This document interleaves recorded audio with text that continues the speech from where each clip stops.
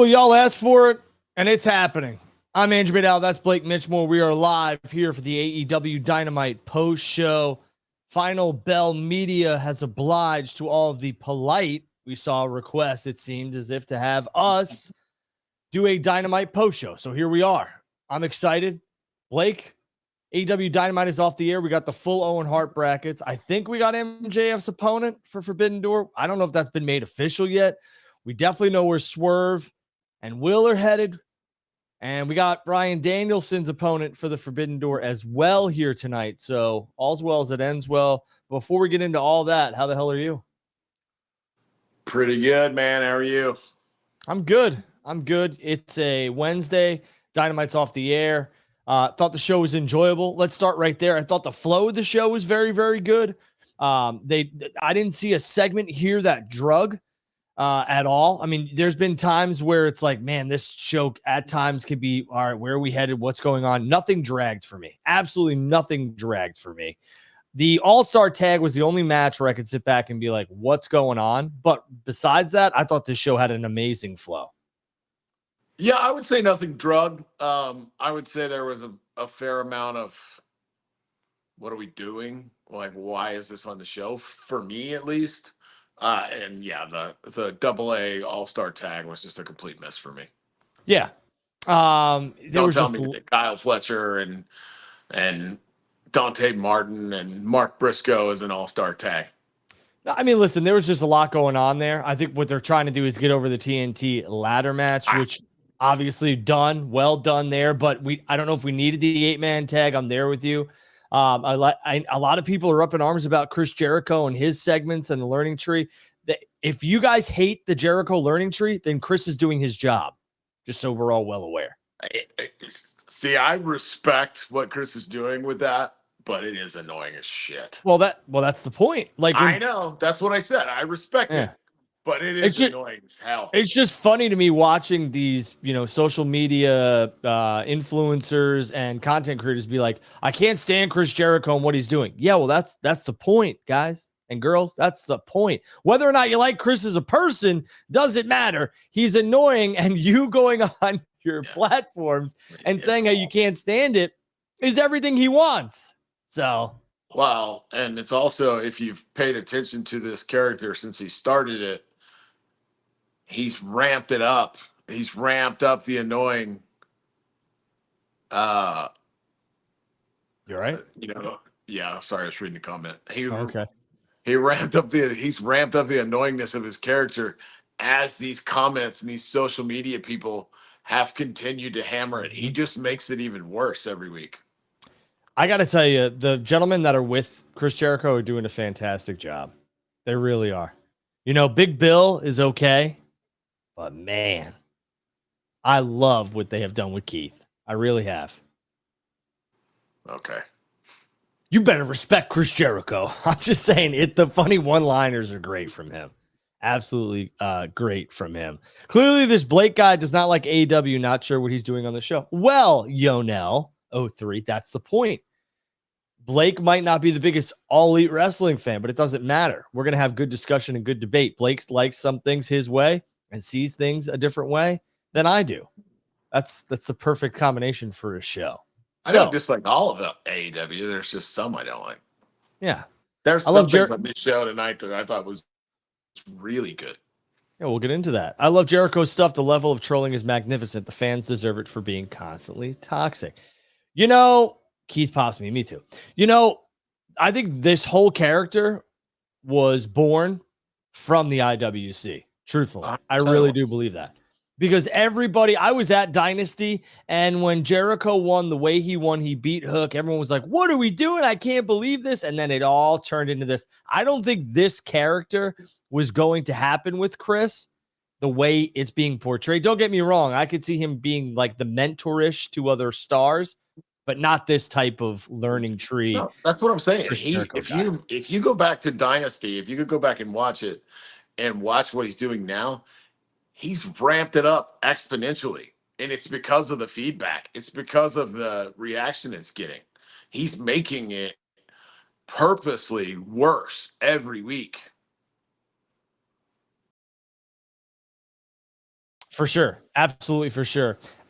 We have about 300 people watching live, so we appreciate that very much.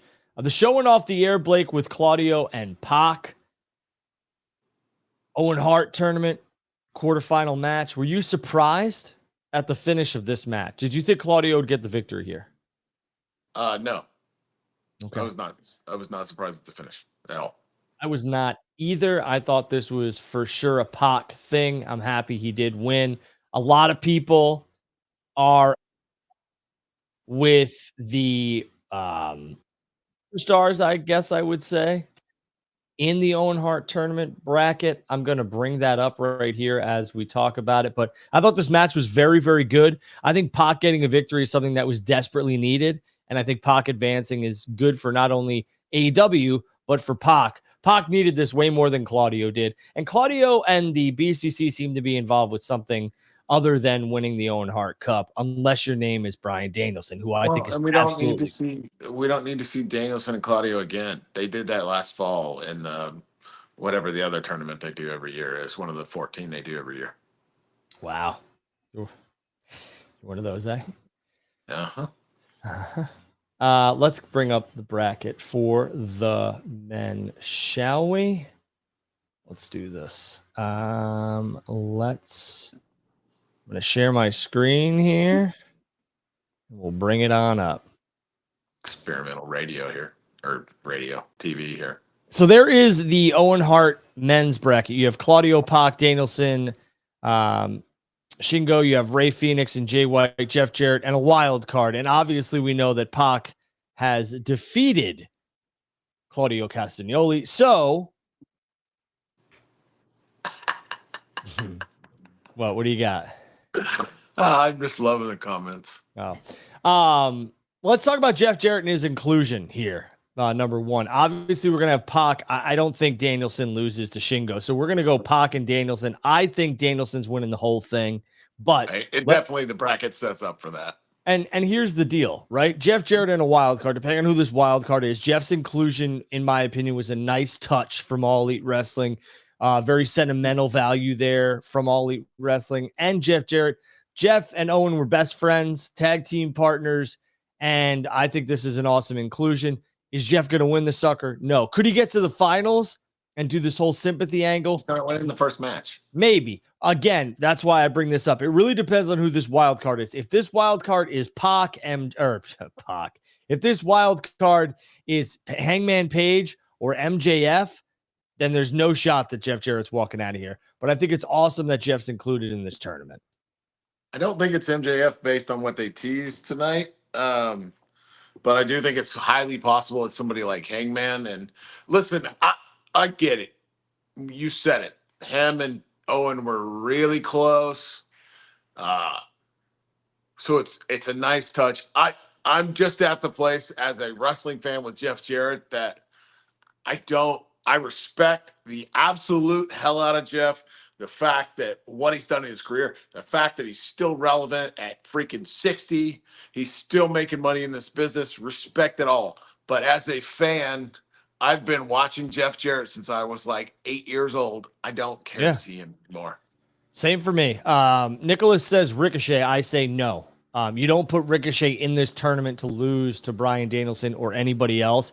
I think if Ricochet does go to All Elite Wrestling, he is immediately thrown into a program with probably one of his best friends and somebody who probably helped him jump ship, quote unquote, to All Elite Wrestling, and that's Will Ospreay. Because and I'm also not sure timeline-wise Ricochet works out because word is his contract is out in July. But good on All Elite Wrestling and Tony Khan for putting this wild card in here because it gets the buzz. For a lot of slack that Tony gets, he knows how to generate buzz, whether it's positive, negative, however you want to look at it. Tony Khan knows how to generate buzz. I don't think Ricochet will be a part of this tournament. I'd be absolutely shocked. But again, this gets people awesome talking. If he was, but yeah, I agree. I think this gets people talking, and that's all at the end of the day. All Elite Wrestling and everybody else wants. I do believe this is probably Hangman Page's return. And again, Danielson and Swerve at All In is going to be a fantastic match. I think you laid this out on our FBM Live last week where you said it's Danielson and Swerve or Danielson winning the championship and then heading into Wrestle Dream and retiring, losing. I love it. Absolutely love it. And this bracket smells like Danielson is going to win it. Yeah. And if you go barring MJF being the wild card, even if Hangman Page is the wild card, barring MJF being the wild card, it 1000% sets up for Danielson to win the whole thing. So here's the only thing that I could see where Jeff Jarrett gets out of this first round. If it is Hangman Page and the Elite decide to take liberties with Hangman Page and screw him, that we can get Jarrett into the second round and they can continue this heartfelt story of, trying to win this thing for his fallen friend and all that other stuff. And I could easily see. Jarrett's a comedy character in AEW. It just doesn't work, man. Like I said, I get it 100%. I get why he's in it. That's cool, but it just doesn't work. Yeah, I don't think Jarrett's going to win this sucker, and I could see him in the finals and then playing up the sympathy angle, but he will not win this. Danielson. Jeff Jarrett gets to the finals of this tournament. That's a joke. Well, it's not really a joke if you look at the bracket. If Hangman Page is returning and he gets When's the last time Jeff Jarrett's won a match on TV? I'm just playing hypothetical here, dude. I don't think Jarrett's getting. I don't think Jarrett's getting devil's advocate to your. When's the? I don't think Jarrett's getting out of the first round. But if it is, something where the Elite screw Hangman Page, I think all bets are off because he only has to win one more match against Ray Phoenix or Jay White. And with all due respect to both gentlemen, Jay White's nowhere near where he should be, and Ray Phoenix is not anywhere near where he should be. He is a tag team specialist with Penta. So I think you could. I think maybe if that scenario plays out, Jeff wins his first round match, but there's no way he gets to the finals. Well, again, I would agree. What I am seeing here, though, is what I saw from Will and Swerve. We'll transition now. We have Pac. Me and you both believe that this is a tournament that Danielson will win, and it's his to lose, truthfully. I don't see anybody in here who should be Bryan Danielson, but we'll wait and see on that one. Love the inclusion of Jeff Jarrett. Let's talk about Will and Swerve. This screamed to me that Swerve is retaining on Long Island at Forbidden Door, because now Will has gotten the upper hand not only once, but twice on Dynamite. And AEW doesn't really do the time-old traditions in the wrestling business where, the guy who's going to lose gets the upper hand. But just the mannerisms here that Swerve has towards Will and everything else, it seems like Will's trying to find his edge and Swerve already has it. Swerve is playing the personal card while Will is like, don't talk about this, don't talk about that. And I think it's going to drive Will to a place where he doesn't necessarily need to be, and it's going to end up costing him the match and the championship. And they're already teasing a match between Daniel Garcia and Will Ospreay. So for me, Will could be double champion. But again, I think this promo and this face-to-face was very well done. Very, very well done. Anytime you can get personal, it sells. And that sold that pay-per-view very, very well for that World Heavyweight Championship in the main event on Long Island. But Blake, what do you think here? Do you think Swerve Strickland is walking out of Long Island like I do with the World Heavyweight Championship? Yeah, nothing has made me think that Swerve is not going to win this match from the beginning. I will say that this was 1000% the best thing Swerve has done since he's been AEW champion. It was without question his best promo. It was getting back to what got Swerve popular in the first place, was being this kind of loose cannon wild card. I'll do anything guy. The first few weeks of this world title run, he's been Mr. Generic Babyface World Champion, and it hasn't worked. This is what works with this guy. This was great tonight. Great. Yeah, Swerve not being the the profound and pronounced face for me has never worked. I like Swerve as a tweener. I like Swerve as a heel, truthfully, but this works. Swerve doesn't have to be your prototypical babyface. Swerve could continue to be this kind of tweener, and I love it from him. That makes him super dangerous, and I thought, like you said, this promo was very, very good from him. It was by far the best thing on the show, and for me, it's the best thing Swerve's done since he won the world title, without question. Again, I really want to praise the flow of this show, because I did not have a moment besides, like I said with Blake before, that all-star tag match was meh, but everything else on this show flowed great. Everything had purpose, and they continued to advance storylines. They really did. Let's talk about MJF and Roosh. They kicked off the show. MJF gets the victory here over Roosh, and it was a great way to reintroduce Max into the ring. Roosh is a very good opponent, but we kind of saw something that for me was kind of a head scratcher. Hechicero and MJF might have a match at Forbidden Door. They haven't fully confirmed that yet. I don't know if that's going to be confirmed maybe next week. It seems like this could lead to an 8-man tag, a 6-man tag. I'm not even quite sure. Maybe. But realistically, Max and Hechicero, I know it's going to be like a good wrestling match, but we talk about story, and for me, there really isn't much of a background in the story here besides Max just beat up one of his friends and beat him in a match. I would much rather see Max and wasn't Roosh. Even one of his friends. Right. Hechicero's connected to Gates Agony. Roosh is in that group. So for me, what I would have done is just because they didn't do it doesn't mean it didn't come off well on television. They didn't do a no contest. That's fine. Max got the victory, but I was looking forward to maybe a stipulation match on Long Island at Forbidden Door between MJF and Roosh, because realistically, they made me invested in that feud in 2 short weeks. So why not continue it a little bit? Max and Hechicero, for me, really doesn't do much. It doesn't. I agree. I mean, it would have been better than random ass dude from CMLL that nobody knows about unless you watch luchador wrestling on a regular basis. I mean, other than the 1 or 2 times he's performed on AEW Dynamite, I couldn't have told you who the fuck Hechicero is. And I mean, I know Max is your dude, and you're putting him up against a random. I mean, it's just that's a complete. The Roosh match was great. I mean, it was a very solid match. I thought it was a good match for Max to get back on. I thought they made Roosh look really solid. But if this is what you're doing with Max at Forbidden Door, just leave him off the fucking card. Yeah, let's talk about this comment right here. But MJF and Roosh doesn't fit the Forbidden Door, really. Listen, I understand that a lot of wrestling fans are very much stuck on this Forbidden Door concept, which is fine. I get it. We already have some Forbidden Door concept matches on this card. It's like 80% of it. We don't need every match to be a Forbidden Door. You could have matches like we're seeing with Swerve and Will. And don't get me wrong, Will has been a New Japan guy forever, and then he was over in the UK forever. So the audience is very familiar with Will. I don't need every match to be a Forbidden Door match. 90% of the matches we've already wanted to see have already happened. And Tony Khan has all of the guys that you would want to see from New Japan take on an AEW star anyway, besides Finlay and a couple others. I mean, realistically, you're getting 2 major women's matches that have the Forbidden Door concept written all over them.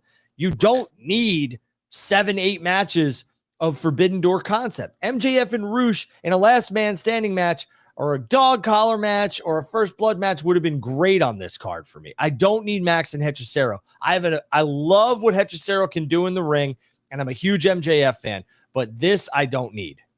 Well, and you can, I know people say that it's not, but you can make the correlation that it is just like Ospreay and Swerve has Forbidden Door connections. So does this, because Roosh used to be in CMLL, if I'm not correct.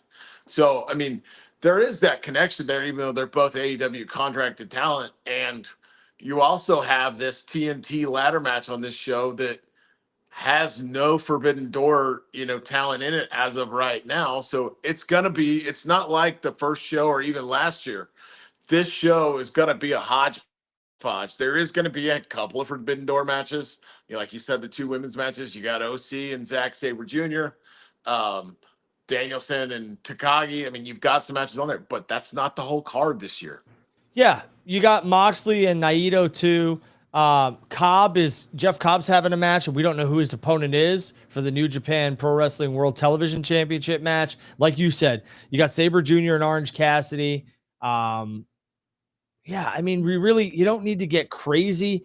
Leo Rush just kind of popped back onto the scene. He was over doing some other stuff. He's in the TNT Championship ladder match. So I don't know. We'll have to wait and see.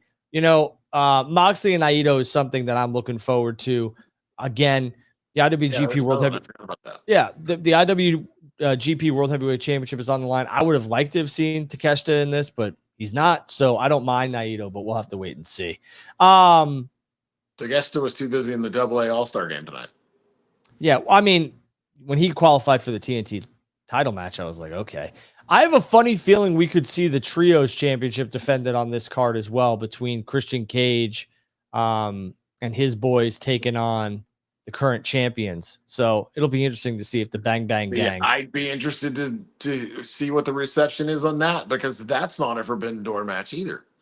We just don't. We have, again, if you really look at this, we're on the same page. But I'm talking about the rest of the people that don't that say that's not Forbidden Door. I mean, you have 2, 4, 6 matches out of the 8 that are all Forbidden Door. You could add 2 more that aren't, ladies and gentlemen. That's a 10-match card. And the reality is, Tony has rated most of the top talent out of New Japan and brought them full time to AEW. So there's not a lot of talent that, unless you're just a super hardcore fan, that most people know anymore. Okada's in AEW. Ospreay's in AEW. Yeah, you're not wrong. 500 of you plus watching are not wrong either. Thank you for spending your Wednesday evening with us. Truly humbled. Make sure you hit that like, subscribe, and follow button if you haven't already. That's Blake Mitchellmore. I am Andrew Baydala. We are on Final Bell Media and my social media platforms at Andrew Baydala. On X, he is at Blake Mitchellmore on X. Make sure you follow. Again, I agree with you. The Forbidden Door concept doesn't need to have every match Forbidden Door. Let's talk about what do we want to do? Let's do the Acclaimed. I thought the Acclaimed and the Young Bucks match, World Tag Team Championship Eliminator match, was a good one. I thought there were a lot of false finishes, which was fine. But at a certain point, I was just like, okay, this is one too many. But again, I liked that the Acclaim got the victory here. I really did. And they got it in a way that makes sense. The Elite kind of trying to do everything they possibly can, getting a little bit too greedy and then losing. The match finish was fine for me. Can you see the Acclaimed winning the tag team championships from the Bucks? I can't. Do you see this match happening at Forbidden Door? I can. First question, not right now. Maybe down the line, but I think their World Tag Team title match is going to be used as a catalyst to get the Acclaimed into Blood and Guts in July. Well, they're doing that feud, so you're probably right. And for me, Blake, like the Acclaimed in Blood and Guts, I'm not sold on it yet, but I'll let that develop. I mean, I'm not necessarily either, but if you're going 5-on-5, I mean, you've got to get a rival for the Bucks, and that's who they're doing a program with right now, so it fits. As far as it being on Forbidden Door, I think it's possible because you want the Bucks on that card. So I think it's possible you do it there. And then, I figure, as of right now, Okada doesn't have a match, so maybe Okada helps the Bucks win so that he appears on this New Japan card. And it, like I said, I think this match for now is just to further the storyline to get to Blood and Guts. Do I think the Acclaimed could win the tag titles down the line? Yeah, if they heat them back up right now, but they're not there yet. They need to work with people like the Bucks and work in a top tier storyline for a few months before they're ready to take the tag titles. Yeah, and it makes sense. They are, really hammering the fact that the Acclaims they're becoming a thorn in the Bucks' side. So it makes sense for them to jump over to that Blood and Guts and be on Team AEW when Blood and Guts happens in Nashville, Tennessee at the Bridgestone Arena. So I'm with you. Could they do the tag team championship title match next week or after Forbidden Door? Absolutely. But I think the Bucks should be on Forbidden Door. That's just me. All of the Elite should be wrestling, if not having a segment. Okada not on Forbidden Door is okay with me, but realistically, he should be on it too. He's a major draw for AEW in terms of the international audience. They're also paying him a lot of money, if you believe the rumor mills. So why not have him on? Yeah, no, I agree. I mean, that's what I'm saying. As of right now, he doesn't have a match, but this could be a way to get Okada an appearance on the show, at least. I tend to agree. Let's talk about the contract signing. Mariah May presided over the contract signing for the AEW Women's World Championship match at Forbidden Door. Mariah introduced Mina with a lot of emphasis, a lot of passion, a lot of heart. And realistically, she introduced Tony Storm, and I was like, nah, that ain't the same vibe. It's not the same vibe. And Tony didn't pick up on it. She didn't say anything. Maybe that's part of the storyline that they're going to play into, as Mariah, in my opinion, is going to win the Owen Hart tournament for the women's side. Maybe that's just part of the storyline. Tony Khan does like to long-term book things and give you long-term storylines. It's just be a little piece of it. So we'll have to wait and see. I like the segment. Obviously, we got to a point where Mina tells Mariah she has to choose between Tony and Mina, and the Outcasts come down. And it seems like we're going to get a 6-man, 6-woman tag team match, maybe on Collision or next week's Dynamite, because that's where this was. I mean, and that's where this is heading. Otherwise, there was no need for Saraya and the Outcasts to show up on this segment. Agreed. I love me some Saraya, but the ending to this, I thought the segment overall was really good. Back and forth with Mina and Tony and Mariah being in the middle, but even though I love me some Saraya, I thought the ending of this was kind of a clusterfuck, and just kind of, this is kind of what I said at the beginning. Like, there was a lot of really good stuff on the show, but this was the ending to this was the, what are we doing here? Why are we doing this? Yeah, again, this is kind of the stuff that we could probably do backstage where, they cross each other's paths, right? And it's like just a snide comment here or there and be like, oh, all right, you guys want to make something of this or pull apart or something. I didn't need this on television, but I obviously knew where Tony Khan and AEW is trying to go with this, and that is a 6-woman tag somewhere, whether it's Collision or Dynamite. Also, if you notice the women's bracket, Saraya fights Mariah May in the first round of the women's 0-2. Right. Makes a lot of sense there. Mariah May, in my opinion, is going to win this. I will bring up the bracket for the women, but I 100% agree with you. I think Mariah May is the odds-on favorite, at least for me, to win that. So I get it. There's a lot of times where AEW likes to weave in and out of storylines and give new storylines and have things all connect, and it's fine. I don't hate it. I just could have done with this segment, it could have been done differently for me. I don't hate the execution, though. It just, the timing of it was very, very strange. Agreed. I mean, I know what they're trying to do. I know what the goal was. It just, it didn't execute or come off cleanly to me, and came off kind of clunky. And that happens. It's going to happen. I mean, you're going to have segments. WWE has segments that come off clunky. It's just, it's going to happen. Jay says you have to have in your head and you have on paper to execute. When you execute it, it just doesn't happen the way you see it.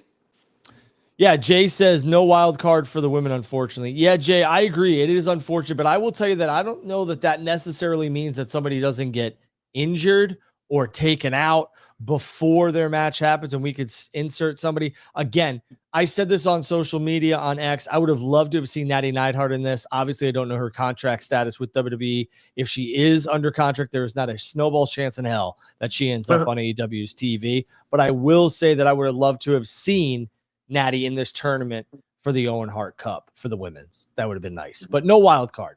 But let's talk about the bracket. Willow Nightingale, Serena Deeb. Obviously, we think Willow's going to win that one. I think Willow ends up taking on Chris Statlander, who we saw beat Nyla Rose here tonight in that semifinals match. Deonna Purrazzo and Shida. I think this is a coming out party for Purrazzo. I think Purrazzo needs to be in the finals.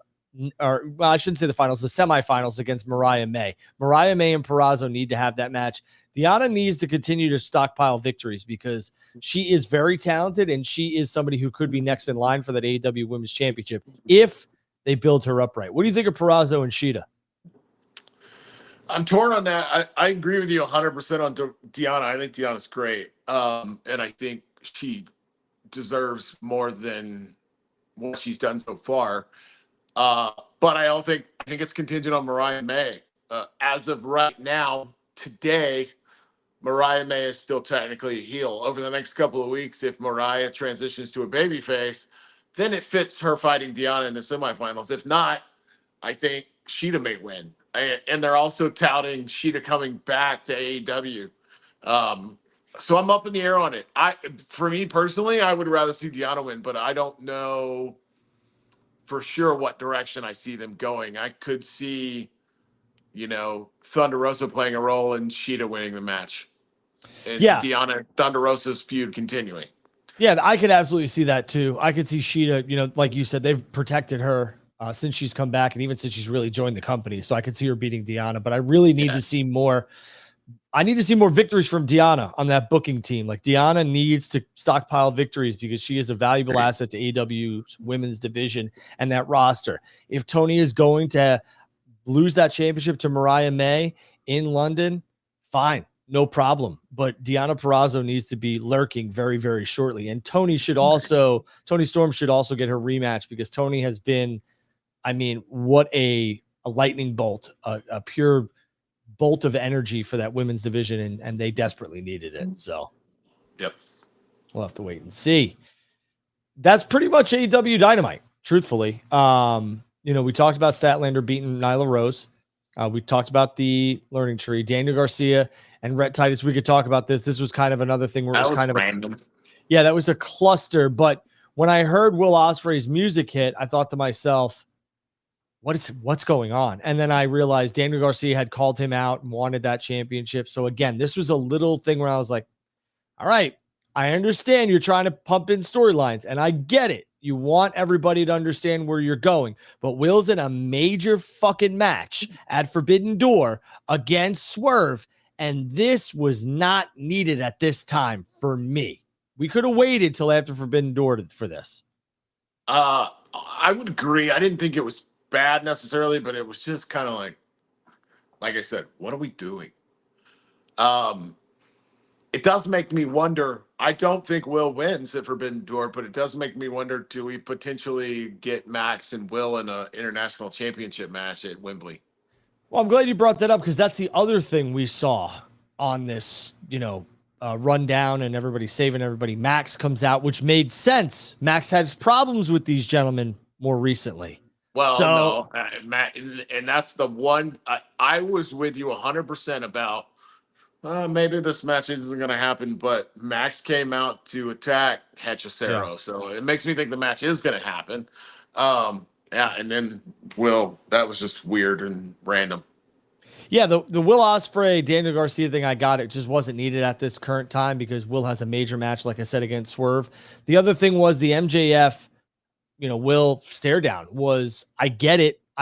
And that's a major friggin' match. That is a big money match for AEW. 100%. And I like the little tease. That's fine because realistically, MJF is friends with nobody. So I dug when Max stared him down because Max isn't going to shake hands and kiss babies. And he's also not going to have friends in AEW because he said that his best friend, former, stabbed him in the back. He has no more friends. He has no more allies. So I was okay with that. But the Daniel Garcia thing was just not needed for me. But I will say to what you said about Swerve, I think that's a fine line. I'm okay with the Will Ospreay and Max tease as well, but you're not going to convince me there's not some fans out there that might go, you know what, the Swerve thing was cool, but Will and Max, for sure. I just think it was counterproductive to do that tonight after such a great segment with Will and Swerve that they had earlier in the show. You could have waited until after Forbidden Door to make that tease with Max. I didn't hate the Max tease because, like you said, that's a huge match. Maybe arguably the biggest match they could possibly do. I just think it was counterproductive after such a great segment with Swerve tonight. Steven says, yeah, the timing was a little suspect, but people eat it up. Glad the face-off happened. Could have been done better. Agreed. Totally agree. Steven said that already. Let's go to Jay here. Jay said, yeah, Ospreay versus Garcia shouldn't be happening until after Forbidden Door. Jay, I don't think Will's going to wrestle twice at Forbidden Door, and especially since, everyone's all over that concept of the Forbidden Door. Having Will wrestle twice on a joined promotion show shouldn't happen until after Forbidden Door. Yeah, right. It's not going to happen. It's not going to happen. Make sure you put the next comment up too. Yeah, I would. Good point, Blake. Yeah. Few and far in between. Just kidding. But Blake does speak a lot of gems. Even when we talk privately, he's very well tuned in the wrestling game. Blake, again, I thought Dynamite flowed very well. I don't know what other content creators are going to say. I'm sure that they're going to continue some of their narratives about how AEW sucks. or they're going to be overly praising of the show. I thought there were a couple holes, but realistically, what 2-hour show doesn't? And I will tell you that this show had me not on the edge of my seat, but had me like, I was like, all right, well, maybe I could go do something here real quick. And it was like, nope. They were like segment bangs. It was the flow was very, very good. Very, very good.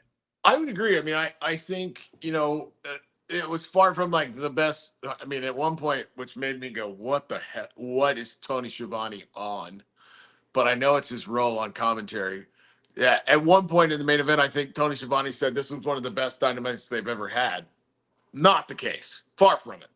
But I thought tonight was solid overall. Like we talked about the ending of the women's segment. We talked about the spare ass 8-man tag. We talked about the random Ospreay thing.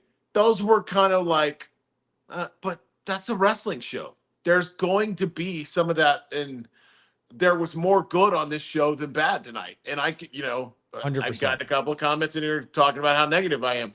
I can say that as the negative guy on this show, but there was more good tonight than bad. It was a solid episode of Dynamite. And for me personally, there hadn't been a lot of those in the last year or two. And tonight was one of them. Yeah, I didn't have many head-scratching moments on my list here, and there really wasn't any. I thought, again, the pacing in the show flow was fantastic. There was a lot of things that worked. They opened with Max. They went immediately to Swerve and Will. It was bang, bang right out the gate. We basically got us to the second hour. And again, I just, they closed the night with 2 Owen Hart tournament matches, and they revealed the brackets, which a lot of people were waiting on. It was very, very smart on them. So I'm here. The one thing we didn't talk about, which was my favorite 30 seconds. Talking about Hook? No, You were in the orange zip up. We're not going to talk about Hook. Go ahead. I don't mind. Like I like the dynamic between Joe and Hook since you brought it up, but miss me with the stupid, whatever the name of Ari Daivari and Tony Nese are. I can't think of. Can we talk about that? How the hell do they have their own locker room? Right. That's what I'm saying. Miss me with that. I really did. Like the dynamic, the way Joe's playing the character and the dynamic between the two is cool. It's something intriguing. But I need them to be doing something with somebody of substance. And no offense to those guys, not a couple of jabrones. Premier athletes. Thank you, Jay. Yeah. Listen, Tony Nese is a good dude, Long Island guy. He actually lived right next to my uncle before my uncle passed away. So Tony Nese and his family are good people, but I don't know how the hell they got their own locker room. Yeah, that was weird. No, the best 30 seconds of the show for me by far was the Okada backstage vignette. I mean, what I have never, it's a credit to Okada. I have never enjoyed the word bitch more than I do when it comes out of that man's mouth. I will tell you that whole segment, which we kind of glanced over because we really want to keep our Dynamite reviews to about an hour. I think anything over that kind of just you're doing too much and you're trying to nitpick too much and you match by match, right, move by move. No thanks. But the Okada segment with the mic and just the Young Bucks cutting the mic, all that other stuff was fantastic. There's a lot of things that the Young Bucks do as EVPs that are just so good. So good. Like I said, that's the best way I know to put it. I have never enjoyed a man saying the word bitch more than I do Kazuchika Okada saying it. It's fantastic. And it makes me laugh every single time he says it. And speaking of Okada, before we jumped on here, I said it. I was like, wow, this is actually a really cool match. Okada versus the Ultimo Guerrero. I believe it's on Collision, is interesting to me. I have a funny feeling Okada is going to have a Forbidden Door match. I'm sure he will. Realistically, I can't tell you the last time I saw an Ultimo Guerrero match, but I will tell you that that's a big name. So we'll have to wait and see what happens. Let's see. What do we got? Yeah, you don't need to go through every move. We saw the show. Just want to hear you. Agreed. Jay, I agree. Who does that? Well, listen, some people have that market and some people's fans love that. For me, you saw what you saw. Okay. And I am not a professional wrestler. I've trained, but I'm not a professional wrestler. I'm an athlete. I'm not going to sit back and tell you, well, he did a clothesline and he should have dropped down and tackled. Like, that's ridiculous. Absolutely ridiculous. So to go move for move is just something you'll never see me do. And if Blake starts to do it, he's fired. So, well, listen, at the end of the day, if you're critiquing matches, it's a respect factor. Like, even if, like Max slipped off the ropes tonight, he didn't do it on purpose. Yeah. He was out there busting his ass. Mm-hmm. Like, I'm not going to sit here and criticize somebody for what they do for a living when they're busting their ass for my entertainment. Yeah. If you can't get up and even try and do this, or if you couldn't even run the ropes without being gassed, or I don't know, do anything athletic, I really don't think you should be the one critiquing movesets or match pacing or anything else like that. Just saying. Just saying. There's no point in it. And, to the people that do those kind of shows, you're not going to catch me doing them regardless of whether Drew wants to do them or not, because I ain't talking wrestling for 3 hours after a show. Nope. Not happening. Not happening. We did see a promo package for Mercedes Moné and Stephanie Vacour. They continue to hype that up. I love it. I think that match is going to be one of the matches that could possibly steal the show at the Forbidden Door on Long Island. Mercedes Moné, for those who are like, where is she? What does she do? Mercedes has wrestled a ton on free television since she's won the TBS championship. So she is afforded a night off or a week off from Dynamite. I believe she was probably partying with the Celtics. So sorry. Yeah. Blake. I mean, yeah, whatever. I figured you were over it by now. I'm not the biggest Mercedes fan, but I think what they've done with this match and the build has been really good. Because like I've talked about before, unless you follow, I do now. I have an idea, but before these video packages and this build, I didn't know who the hell Stephanie Vacour was. So they've done a great job selling this match to the point of it's something, like I've said, it's a Mercedes match, so most likely it's going to be good because most of her matches are. But they've made me actually want to see it, and I'm not the biggest fan of her. I think she's kind of overrated. I think Mercedes has flaws just like anybody else, but I think her in-ring work speaks for itself. 100%. And again, Stephanie Vacour is going to, she's a fantastic talent, and her and Mercedes are going to have a damn good match. And you want to know what? Truthfully, if you've really thought about this, they have protected Mercedes more recently than not by not having her have a live microphone in front of a crowd. They've just did taped backstage segments, or they've done these canned shoots that have been done a week or maybe, week of where she's not even in the building. So she comes off a lot better on those than she does when she's in front of has a live mic. Yeah. Listen, this show was great. I know I throw that word out there a lot, but it was. There's a lot of times where shows suck. I thought Raw was great too, realistically. I mean, opened with Seth and ended with, the Wyatt Six. But what I'm saying is the AEW Dynamite tonight, the pacing was good. The storylines were good. It's the Wyatt Five. Whatever the fuck. It's not. But anyways, again, I thought the show was well done, man. It really was. And you could sit back and you could poke holes in anything, truthfully, besides yourself. Don't do that. You're 100%. You're 100% correct. I mean, you can. And like I said, I'm on this show to be the contrarian and be the opposite of it. And I can't even say tonight was bad. I thought it was a really solid show overall. See, Tony, if you're watching this, maybe one more. Maybe we just converted one more for now. Just keep giving those type of shows. Yeah. Is this post show going to be every week going forward, every pay-per-view? Steven, we will work on that. It's going to be schedule based. I want to say yes. I know the network, media, Final Bell Media wants it. So we'll happily oblige. I love watching AEW and what they're doing recently. I'm going to be on Long Island for the Forbidden Door. So there will be no post show coverage from me besides the media scrum. I'll be doing that. But other than that, no. I know Corey Saunders was in the building tonight. Shout out to Corey. And he'll be on at the Forbidden Door with me as well. So I don't know, truthfully, but I'd like to do them going forward. I know I probably won't be at Wembley, even though that's really something I want to do. I want to cross it off my wrestling bucket list. I just don't think I'm going to be able to do it with the kids. And I'll tell you, it's expensive to get down to London right now. So it's pricey. It's pricey.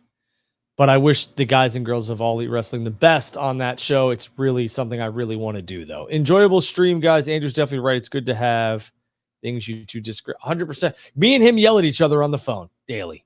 And I tell him he's an idiot. He tells me I'm an idiot. And we still call each other every day. So that's just how friendship works. Earlier today. He sure did. More than once. All right. Any more questions? If you guys got a question about All Elite Wrestling or wrestling, we'll take them right now. You got 5 minutes and we're off the air. If there's no questions, then we'll just end it and we'll see you guys next week. But realistically, if you guys have a question, there's a lot of people in here. Truly humbled by that. Make sure you guys hit the like, subscribe, and follow button. Make sure you follow us on social media. And make sure you follow me and Blake on X. But there's over 700 of you in here. So ask a question. Let's do it. We'll answer it. There's no bad questions. None. No stupid questions either. We'll take them all. Well. I don't think there's any stupid questions. Well. We're not going to throw you out of here either. Let's see. What do you think the direction is for Mercedes at All In? That's a really good question, Jay. It is. If I had the pencil, I'm having Mercedes beat Stephanie Vacour at the Forbidden Door on Long Island because Mercedes had talked about wanting and needing to take AEW to new heights, both stateside and internationally. And this allows Mercedes to work New Japan, whether it's a match here in the United States or whether she actually does go overseas or to Japan to defend that new championship that she would win at the Forbidden Door. If we're talking about All In after that, we get through the Forbidden Door, we're on our way to All In. Well, the Women's World Championship is going to be decided by the winner of the Owen for the women. So I would assume that Mariah May is out of that. But I would say maybe the runner-up from that could be in contention for the TBS Championship. Again, you don't want to burn through all of the major matches with Mercedes until her contract is winding down because you don't want to burn through those matches then have nothing left for her in years 2 and possibly 3. So the match I would want is Britt Baker. AEW desperately misses Britt Baker on their TV. I know Drew thinks that she's probably not coming back, and maybe she's not. But that's the match that I would want. The match that I think we get, most likely, based on the fact that she's been on TV repeatedly the last couple of weeks. I saw quotes from her talking about how she wants her boyfriend's band to play her out to the ring at Wembley. And I think it's a match they're going to do because there's a story behind it. Is Saraya and Mercedes. That works for me. Works for me, brother. I think that's Mercedes All In match is Saraya. That works for me. I don't hate that at all. That would work for me as well. So Steven asked, any word on Britt or hater? Again, I don't deal in dirt. And I don't know, I'll be honest with you guys and girls. If you come here for me to spill tea or anything else like that, it'll never happen. I just don't do it. My gut tells me that we haven't seen Britt on television for a while and she's not hurt. I think they're letting her contract run out. And I think that'll be it for Britt Baker, truthfully. Otherwise, I think we would have already seen her now because the women's division, although it has a lot of talent in it and you could call it stacked, Britt Baker is somebody who could desperately be needed in that division. So I just don't. Yeah, I just don't think she's coming back. I don't know if she wants to come back. Truthfully, I have no idea. No idea. And that's a shame. If that's the case, that's a shame because Britt is a legitimate star and a homegrown star for them, which is something they really need. If it does play out that way. Well, and again, ego kills talent. So if there's egos involved, that always is a big, big problem. Scott Steiner, Big Papa Pump is your hookup. Holler if you hear me. Who is the wild card you think for the women? There's not one as of right now, so he's talking about the men. I'm gonna go Hangman Page. Yeah, I mean that's the most likely person because the insiders have been leaking that supposedly they're doing a creative for Hangman's return. I think there's a story between where you could easily, like you talked about, where maybe you screw Hangman and he gets on Team AEW and Blood and Guts. So Hangman's, and he's been gone for a while, and he's a major part of the company. So that seems like the major obvious choice, and it also would make sense because most likely Jeff Jarrett ain't winning a match. Not coming back at all. I don't know, Jay. Is Swerve dropping the belt at All In? I say hell no. I say hell no. I think Swerve drops the championship. Oh no, I'm sorry, All In. I think it's what is Uncle Howdy taking over the screen? Did you see that? Yeah, I did. Is Swerve dropping the belt at All In? I want to rephrase. I thought he meant Forbidden Door. I say yes. I think Bryan Danielson has not wanted to be the champion AEW. I think he wanted to come to All Elite Wrestling and do what's right by the business and put a lot of the men and women over that deserved it and help build something here. And I think now it is the time that Danielson could have a championship run for a month and a half. Blake said it, and I agree with him. He wins the championship at All In, Bryan Danielson, and drops it at Wrestle Dream. I think that's the most likely course of action. I do think there's an outside chance that Swerve beats Danielson at All In, and maybe that's the there's a Danielson Swerve 2, and it's a give me one more title shot and I'll put my career on the line, and he possibly loses again.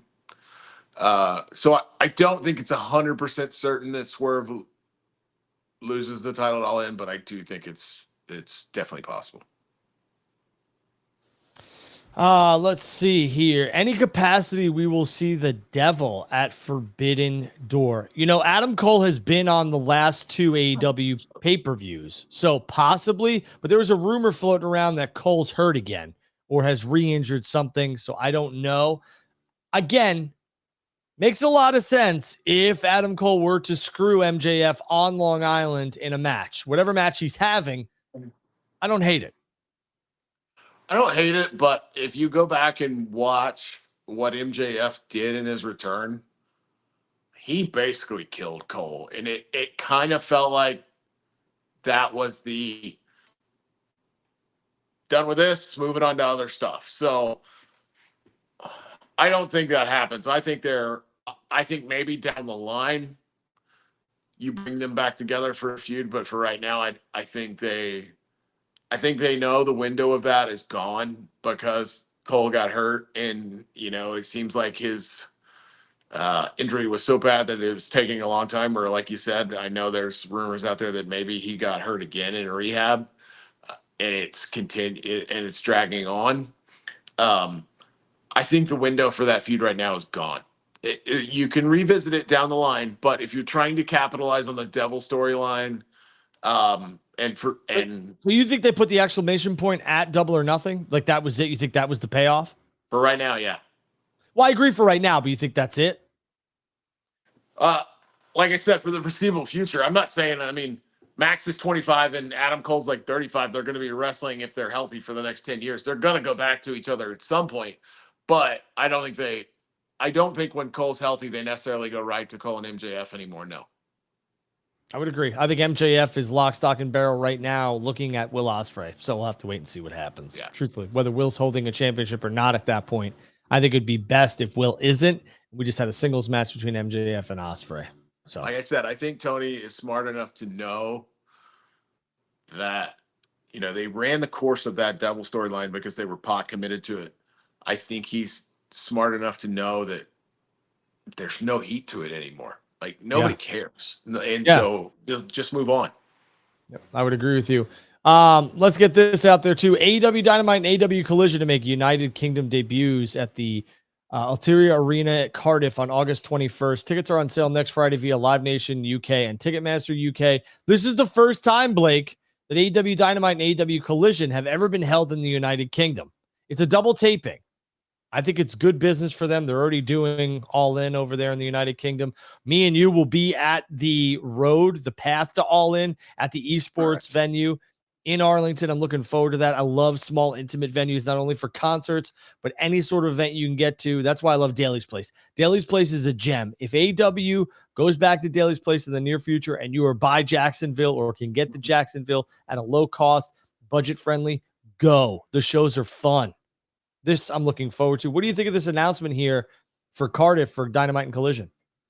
So I think two things. One, it's surprising to me that 5 years in, they have not gone to the UK at all. Even it's London. A small venue, dude. It's 5,000 max for any kind of TV taping to this point. The second thing is it's intriguing. they are, not saying this to disrespect them, but right now in the States, they are struggling ticket wise. If they go over there and sell 6K immediately or 5K immediately and sell that thing out and it's a raucous crowd, they might need to do what WWE does and make sure they go to the UK and in England a couple places 2 or 3 times a year. Yeah. Again, I think this is smart for All Elite Wrestling's business side of things. Obviously, 100%. if the business is good over there, then you could revisit this. But realistically, having Collision in smaller venues where you're not at these 10 to 12 to 18,000 seat buildings, and like Blake said, we're only selling 4,000 to 5,000 seats, although you might only be set up for 8,000, 7,000, whatever, and it's a good house. Realistically, you could do smaller venues and have people want to get in the building, so that drives demand up. And just like the esports series or venue with the all-in series, that those tickets flew. The good stuff is gone. And realistically, I'm looking forward to seeing what that looks like. I think this is the way Collision should be done, in my opinion. It should be in smaller, intimate venues where we don't have to hear every Tom, Dick, and Harry talking about how they can't sell 4,000 to 5,000 seat buildings. The problem is that a lot of people don't remember the WWE from 2018 until 2020 before the pandemic hit. They were not selling tickets like they are now. Well, look, it's all about optics, right? I mean, and the way things look and the way things sound. If you look in a building and it looks full, I mean, NXT is a prime example. When freaking Joe Hendry came out last night in NXT, it was loud as shit. And there's less than 1,000 people that are at that show. So small, intimate crowds can be loud as shit. But what happens is when you book these bigger buildings like they've been in, and you only get, say, 3,000 people like they did tonight, the sound goes away because there's so much room left over there, so much room left in the building. So, yeah, I mean, I think we've talked about this privately, and I'll say for me, they need to shift for a little while because I think they're going to have a hard time getting traction in the States ticket-wise until this WWE hot run goes away. So you need to shift and change your business strategy so that you can be more successful and more, not to say they're not successful now because they are, but aesthetically look better to your advertisers and your fans. Well, I think that's a really good point too, because we all know the media rights are looming. So if you could, produce strong ticket sales and strong live events, obviously that's going to help with everything. AEW has to start going international to more to expand business. Scott, here, listen, here's the deal with that. Yes, that is obviously a key factor, but you don't expand when you can't. And you don't want to do things where you're kind of screwing yourself just to say we went over internationally. I'll be honest with you. AEW is nice to do the Canadian markets at time because they don't sell well over there, but they continuously go back to give the Canadian fans their All Elite Wrestling. And I think that's a testament to Tony Khan and what he's trying to do with this business. But again, you don't expand too quickly because then you expand at a rapid pace and it's gone. Doesn't work. So I think what they're doing is smart. Warner retaining AEW, right? This is the last question we're going to take. I do want to thank the over 800 now. It's like every 15 minutes pass, we get another 100 and some odd viewers, so we appreciate it. Warner is retaining AEW, right? Steven, I'm going to say yes. I think Warner Brothers Discovery needs All Elite Wrestling, and AEW would want to stay with Warner Brothers Discovery. And I'm not speaking out of pocket because I've asked Tony this directly at a post-show scrum, and he would like to keep the tradition of All Elite Wrestling and professional wrestling on TBS and TNT. So I think there's mutual interest. But Tony is a very smart man. You all like to poke fun and joke around, and I'm not saying everybody watching, but there's a lot of people in social media and everywhere else who, this and that. Which Tony's brilliant. He really is. And what Tony and his team are going to do is if Warner Brothers Discovery doesn't give them an evaluation or an offer that they want, he's going to walk out of that exclusivity window. And all of WWE's exclusivity windows all expired. And they went and got offers from numerous different people, companies, whatever, for their media rights. So just because AW walks out of that exclusivity window doesn't mean the sky's falling. I said they stay on Warner also, and I say it's because they both need each other right now, to be honest with you. You know, the NBA most likely is gone. They're talking about maybe a smaller package, so they will not have as much on TNT networks moving forward after You 2025. seem to know some of this, Blake. Are they getting like only preseason games there? I didn't know the deal. Like, isn't it like really junk throwaway games? It's not junk throwaway games. It's just like a couple of games a week or a couple of I don't know what word I'm looking for, but a couple of random games here and there, and then like the first round of the playoffs. Whereas their current deal, they had the playoffs up until the NBA Finals, so it's a lot less. So there will be a lot more need for programming. So Warner's going to need something to fill it. And like anybody's talked about, pro wrestling, even if it is not the most like going guns blazing like WWE is right now, pro wrestling is great content for media partners because it's cheap to produce compared to like doing scripted television. So, and I think, you know, I think AEW, this exclusivity window with AEW, in my opinion, uh, is so close to the end of what we think. Nobody knows for sure because it's not out there. What we think the end of their contract is when it runs up. Mm-hmm. I think Tony might have a hard time getting the kind of deal he wants from somebody else because he's going to have to go take something and negotiate quickly and not have the time to. Whereas WWE, you know, to use them Tony as an could chop it example. up too, dude. Tony could chop this all up if he Well, my wants point to. is like Tony, if Tony's his exclusivity window ends in October and his deal ends in January, Mm-hmm. that's a real quick window to negotiate. Whereas WWE negotiated the next Netflix deal a year in advance almost. Right. To your point, That's that's my a point very in good point. saying. Yeah. That's my point in saying. I think they both need each other at this point. I think Tony's going to, not to say he couldn't get a deal, but I think that's going to be the best deal he can get right now because he's kind of got his. I just think that he's going to have a hard time getting the kind of money he wants from somebody else because he's going to have to go. He's going to be in need.